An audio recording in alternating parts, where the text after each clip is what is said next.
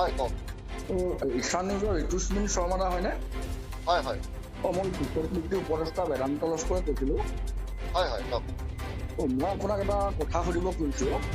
হয় হয় আপোনালোকৰ সিদ্ধাৰ্থ ভট্টাচাৰ্যৰ চেনেলটো হয় অলপ তেখেতৰ ৱাইফৰ হয় হয় যিয়ে নহওক মানে বিজেপিৰ বুলি জানো আৰু তেখেতৰ ৱাইফ মানে বিজেপি যি কি নহওক হয় আপোনালোকৰ সেই চেনেলটোত হয় এতিয়া আপুনি নিউজ বনাইছে যে অখিল গগৈৰ সোঁহাত হয় জনৈক লস্কৰ নামৰ মানুহজনে হয় আৰু তেওঁৰ পৰিয়ালৰ মানে মোৰ দেউতাৰ কথা কৈছে আপুনি হয় বিজেপিৰ লগত যোগাযোগ কৰিছে দুইলানি মিটিঙত বৈঠক হৈছে বুলি এটা নিউজ কৰিছে হয় আৰু সেই বক্তব্যখিনি আপোনাৰ মুখেৰে মই শুনিবলৈ পাইছো অলপ আগতে। হয় তো এক নম্বৰ কথা এইটো কোন জনৈক লস্কৰ? আপোনাৰ নামটো কি সম্পূৰ্ণ নম্বৰটো? মোৰ নামটো বেদান্ত লস্কৰ। কৃষক মুক্তিত বেদান্ত লস্কৰ এজনে আছে। লস্কৰ নামৰ উপাধি আৰু দ্বিতীয়জন মানুহ নাই। হয় হয় মই সেইকাৰণে আপোনাক সুধিব কৈছো যে আপুনি ঠিক আছে মই আপোনাৰ মই স্পষ্টীকৰণটো এতিয়া লগাই দিছো। আপুনি নহয় মোৰ কথাটো আপুনি শুনি লওক। হয় আপুনি মোৰ স্পষ্টীকৰণ লগাই নলগাই সেইটো পিছৰ কথা। আপুনি মোক প্ৰমাণ দিব লাগিব যে আপোনালোকৰ চেনেলটোৱে যে মই কোন বিজেপি মানুহৰ লগত দুইলানি বৈঠক কৰিছো। আমি আপোনাৰ কথা কোৱা নাই। নহয় আপুনি মোৰ কথা নাই কোৱা যদিও তেতিয়াহ'লে আপোনালোকে সাংবাদিকতাৰ নামত কলংক কৰিছে, কাৰণ সংগঠনটো বদনামী কৰিবলৈ কৰিছে। কৃষক মুক্তিত বেদান্ত লস্কৰে আছে। মই আপোনাৰ কথা নক'ব বাৰু এইটো। আপোনাৰ কথা কয় মোৰ কথা কয় নকয় নাজানো। আপুনি আমাৰ সংগঠনটোক কেলে এনেকুৱা অপমান কৰিছে বা নহয় এজন লস্কৰে কথা পাতিছে, এজন আপোনালোকে ধুনীয়াকৈ গম পাব।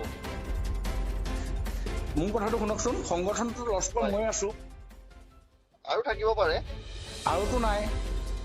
থাকিবও পাৰে, ইমান ডাঙৰ সংগঠন আছে কিজানি লস্কৰ আৰু কোনোবা। লস্কৰটো আৰু নাই। লস্কৰ আপুনি কৈছে যে বাপেক পিতেক হলে দেউতা মোৰ সংগঠনৰ পৰা আজি বহুত দিনৰ আগতে অব্যাহতি দিয়া হ'ল হা। আৰু অলপ আগতে মই দেউতাৰ লগতো কথা পাতিছো। দেউতাইতো কোনো পধ্যে হিন্দুত্ববাদী আদৰ্শত বিশ্বাসী নহয়, কোনো পধ্যে নাযায়। ঠিক আছে মই আপোনাৰ কথাখিনি দি দিছো।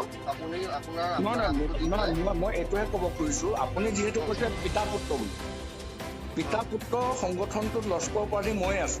নাই মই পিতা পুত্ৰ বুলি কোৱা নাই যে লস্কৰ হয় আৰু তেখেতৰ পিতৃও হয়তো যাব পাৰে।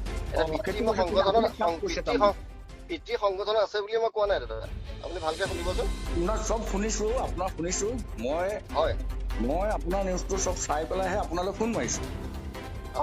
মোৰ কথাটো হ'ল যে আমাৰ সংগঠনত পিতা পুত্ৰ বুলি আপুনি নাই কোৱা। বাপেক যাব বুলি কৈছে আৰু লস্কৰ উপাধিৰ মানুহ যাব বুলি কৈছে অখিল গগৈ সোঁহাত। সেই লস্কৰ উপাধিৰ মানুহ মোৰ বাহিৰেতো আৰু কোনো নাই। আপুনি কেনেকে লস্কৰ বুলি মই কোৱা মই যিজন লস্কৰ বুলি কৈছো, এজন লস্কৰে কথা পাতিছে, মই নামটো এটা ক'ব নোৱাৰো। যিদিনা যোগদান কৰিব আপুনি গম পাব এইটো।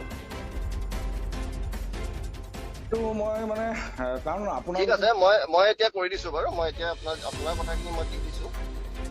নহয় কিন্তু কথাটো দিয়াটো নহয়, তাৰমানে এটা ভুল মেছেজ যায় ন। ঠিক আছে মই মিলাই দিছো দাদা, বস্তুটো একো নাই বাৰু, মই মিলাই দিছো। কাৰণ আপোনাৰ কথাখিনি মই কি বুলি ক'ব লাগে সেইটো কওক। মই কি বুলি ক'ব লাগে সেইটো কওক আপুনি। মই আপোনাক কথাটো শেষ কৰিলো। মই 2000 কলেজ ত্যাগ কৰি পেলাই, জীৱন ত্যাগ কৰি পেলাই সংগঠন কৰিছো জাতিৰ কাৰণে।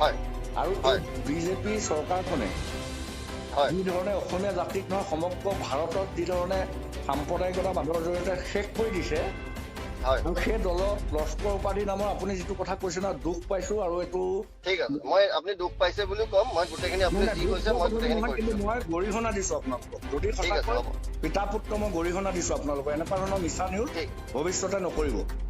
ঠিক আছে মই সেইটো লগাই দিছো, আপোনাৰ গৰিহণাখিনিও মই লগাই দিছো।